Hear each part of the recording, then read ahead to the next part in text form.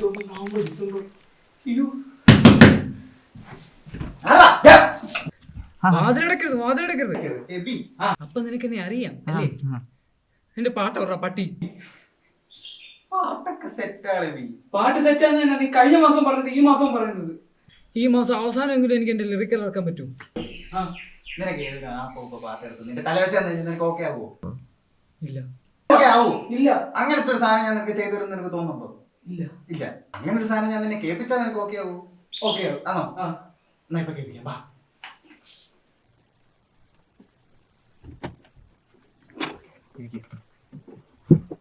കേൾപ്പിക്കാം.